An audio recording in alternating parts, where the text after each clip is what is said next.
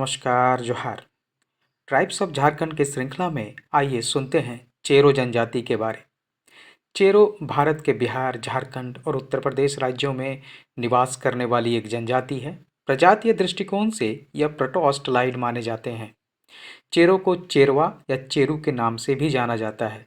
पलामू में चेरो को 12 हजारी के नाम से जाना जाता है और खरवार को 18 हजारी के नाम से। लेकिन चेरो के दो उपवर्ग हैं, 12 हजारी और 13 हजारी। 13 हजारी को बिरबांधी भी कहा जाता है। चेरो और खरवार के 12 हजारी और 18 हजारी कहने के पीछे राजा भगवंत राय की कहानी है। डॉल्टन, फॉरबिस, बुचमैन, संडर, रिजले ने चेरो की उत्पत्ति के संबंध में कई मत दिए हैं। इनमें दो मत काफ़ी प्रचलित हैं, आइए उनको जानते हैं। किंवदंतियों के अनुसार चेरो की उत्पत्ति च्यवन ऋषि से मानी जाती है। एक और मान्यता के अनुसार ये मनु के छठे पुत्र करुष की संतान है। जब इनका राज्य भोजपुर में स्थापित हुआ था तो इसे कुरुष देश कहा जाता था। चेरो 1500 ईसा पूर्व से ही शासक के रूप में स्थापित हो चुके थे। महाभारत में मुंडा जनजाति के साथ योद्धाओं के रूप में इनका भी उल्लेख है। वे उत्तर से पूर्व में मध्य प्रदेश, उत्तर प्रदेश की ओर बढ़े, लेकिन आर्यों की उपस्थिति ने उन्हें मगध और रोहतासगढ़ की ओर जाने के लिए मजबूर कर दिया। उन्होंने भोजपुर में कुरुश नामक अपना राज्य स्थापित किया। 1538 में शेरशाह सूरी के हाथों हार के बाद इस जनजाति की एक छोटी शाखा ने एक नया राज्य स्थापित किया और खुद को शाही या भैया कहलाने लगे। लेकिन भोजपुर, मगध और पलामू में चेरो समुदाय को राय की उपाधि मिली। आरा शहर के अलावा गंगा नदी के पास का क्षेत्र चेरो घाट के रूप में विकसित हुआ। पलामू में चेरो शासन की स्थापना अकबर के शासनकाल से काफ़ी पहले हो चुकी थी। शेरशाह ने महारत चेरो के खिलाफ ख्वास खां को आक्रमण के लिए भेजा था। महारत चेरो के विरुद्ध इस अभियान का उद्देश्य अहमद यादगार ने अपनी पुस्तक तारीख शाही में श्याम सुंदर नामक सफ़ेद हाथी पर कब्जा करना बताया है। पलामू में चेरो का शासन वर्ष 1815 में समाप्त हो गया।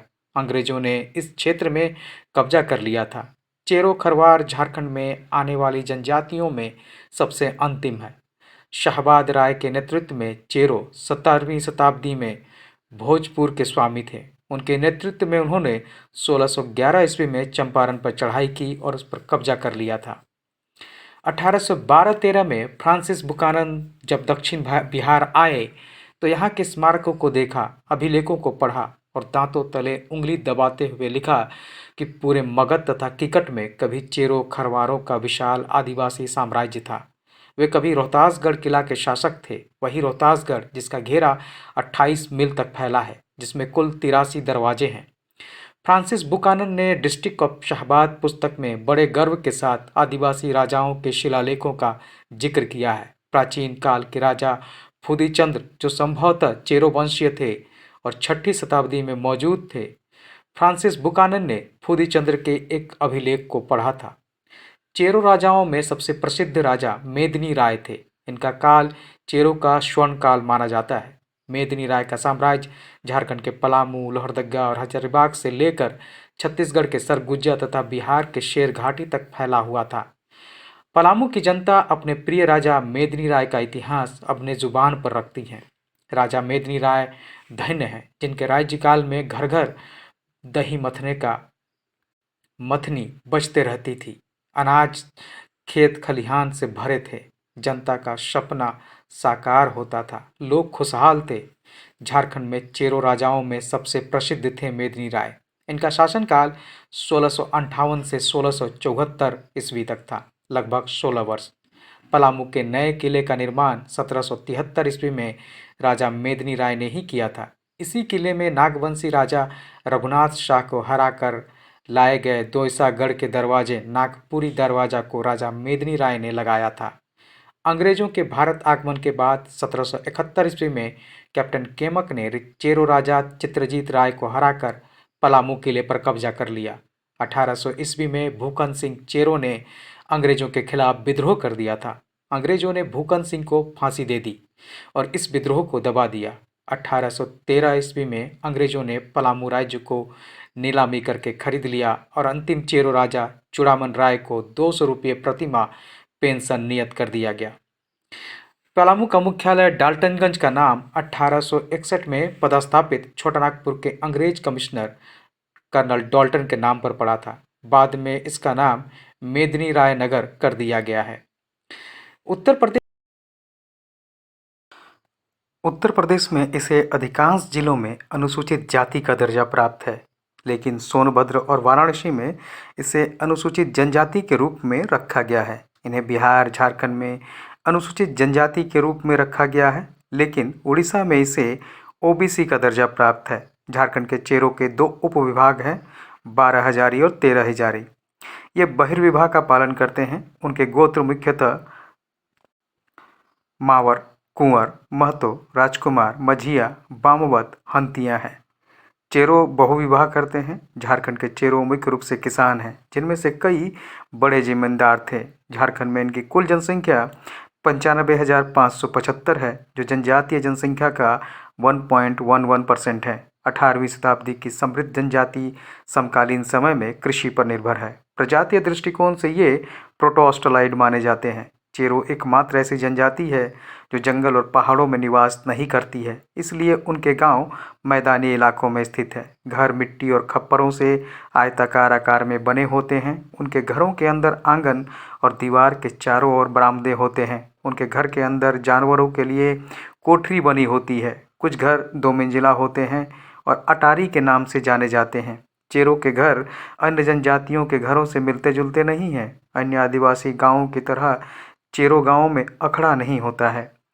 चेरो में विवाह रूढ़िवादी पद्धति के अनुरूप होता है।